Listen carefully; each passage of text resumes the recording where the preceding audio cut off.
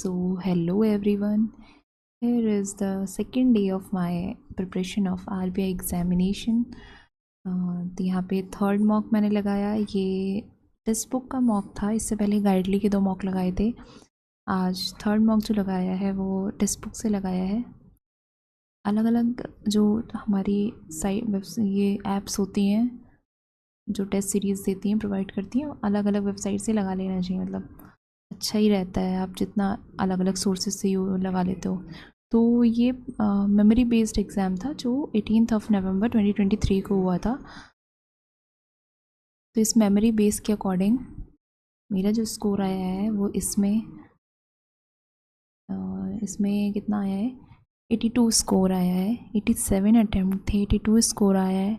और यहाँ पे परसेंटाइल अच्छी आई है, 96 परसेंटाइल आई है हालांकि, पर लेकिन यहाँ पे कट सेक्शन मतलब ओवरऑल कट ऑफ जो है 83 से 85 दिखा रहा है। वैसे आना भी मतलब एक टारगेट स्कोर अगर हम लेके चलें तो 95 तक का तो लेके चलना ही पड़ेगा, तब हम सिलेक्शन सोच सकते हैं कि मतलब प्री क्वालिफाई होगा। तो अभी 82 यहाँ पे 82 आया है। और गाइडली में जैसा आपने देखा होगा उसमें आप अगर लगाओ तो मतलब मेरे प्रीवियस वीडियोस देखो तो उसमें मेरे आ रहे हैं 70 60, मतलब कितना वेरिएशन है अगर टेक्स्ट बुक के जो मॉक्स हैं और गाइडली के मॉक्स में। लेवल भी काफ़ी चेंज लग रहा था देखने में। तो यहाँ पे अगर हम परसेंटाइल की बात करें तो 96 परसेंटाइल आई है मेरी।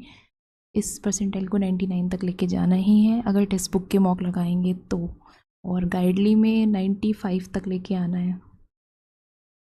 ये मेरा टारगेट है फ़िलहाल। आप सबके अपने अपने टारगेट होंगे, अपने टारगेट ज़रूर शेयर कीजिए और कोई स्ट्रैटेजीज़ हों वो बताइए। यहाँ पे इंग्लिश लैंग्वेज की बात करें तो अटैम्प्ट 30 थे पर मेरे 27.5 मार्क्स आए हैं। 2 क्वेश्चन कुछ गलत हो गए थे। और न्यूमेरिकल एबिलिटी के क्वेश्चन तो सारे सही हैं पर हाँ अटैम्प्ट कम थे, 22।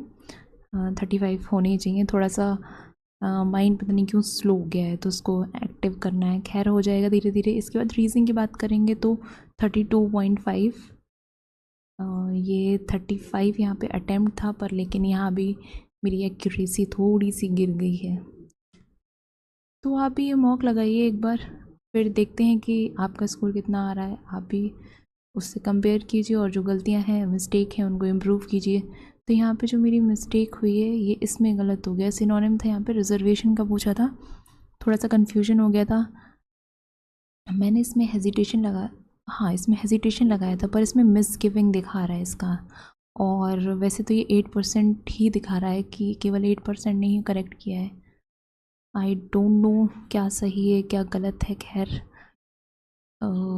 वैसे पैसेज में कैसे दिया है, despite the towns growing reservation and pushback against the scientist. मतलब ये एक पैसेज ऐसा था कि इसमें बात हो रही थी कि साइंटिस्ट जो थे एक गांव के एरिया में काम करते थे वहाँ कुछ। तो साइंटिस्ट क्या होते हैं, ज़्यादातर रिसर्च करते हैं तो रात में करते हैं, तो उसकी वजह से उन्हें डिस्टर्बेंस होता था जो वहाँ के गाँव वाले थे। उसी से रिलेटेड ये पैसेज था पूरा। यहाँ पे despite the towns growing reservation and pushback against the scientist and his experiments। ठीक है, तो यहाँ पे मिसगिविंग क्यों आया मेरे नहीं समझ में आ रहा है। आपको इसका कुछ आंसर सही से समझ में आ रहा हो तो प्लीज़ कमेंट सेक्शन में ज़रूर कमेंट कीजिए। एंड द नेक्स्ट इज ये 27। यहाँ पे थोड़ा सा कन्फ्यूजन हुआ था। सोशलिज्म इज़ अ पॉलिटिकल, मुझे लगा डिवाइस है ये, एक पॉलिटिकल डिवाइस, पर नहीं। मतलब 2 आंसर चल रहे थे मेरे दिमाग में, एक लेगेसी और एक डिवाइस। तो डिवाइस नहीं लेगेसी ही था। डिवाइस कैसे हो सकता है, बाद में मैंने सोचा डिवाइस नहीं होना चाहिए था, वैसे लेगेसी ही था। तो legacy is the right answer. तो यहाँ पे 2 ये गलत हुए मेरे। न्यूमेरिकल एबिलिटी, थोड़ी सी स्पीड बढ़ानी है, थोड़ी सी वो स्लो हो गया है मेरा कैलकुलेशन, उसको फास्ट करना है। रीजनिंग की बात करेंगे तो रीजनिंग में क्वेश्चन नंबर 13 ये बिना मतलब में गलत हो गया। प्राइम नंबर बताने थे 1 ऐड करके, जो कि पर आंसर मतलब इसमें बहुत सिली मिस्टेक हुई थी। इसमें मेरा 1 ही आया था, ये 197, और वहाँ पे जो आंसर मैंने लगा दिया वो शायद धोखे से, पता नहीं कैसे जल्दबाजी में 2 लग गया, क्योंकि मुझे अभी भी याद है कि मेरा आंसर 1 ही निकला था। इन जल्दबाजी में 2 लगा दिया और बिना मतलब में गलत हो गया। अब बात करेंगे 27th। ये वाली पूरी पज़ल सही थी पर एक क्वेश्चन वो जल्दबाजी में शायद गलत हो गया। तो ये तो था मेमोरी बेस। अगर ये मेमोरी बेस सही है, थोड़ा सा और इम्प्रूव करना है, हो जाएगा।